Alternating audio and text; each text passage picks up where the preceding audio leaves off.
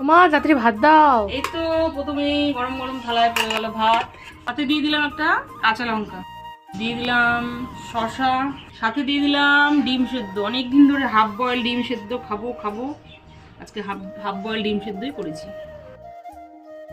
সাথে দিয়ে দিলাম মানকুচু সেদ্ধ, তারপরে দিয়ে দিলাম ইলিশ মাছের লেজ ভাজা, দিয়ে দিলাম ইলিশ মাছের তেল, যেটা গরম গরম ভাতে খাবো, খেতে কিন্তু খুব ভালো লাগে।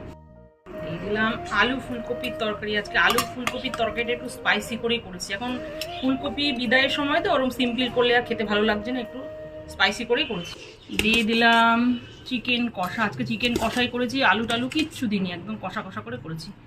সব শেষে একটু গ্রেভিও দিয়ে দিলাম আলু ফুলকপির তরকারি, আর সাথে দিয়ে দিলাম চিকেন কষা। বুধবারের একদম দুর্দান্ত থালি পুরো রেডি। চটপট শুরু করো।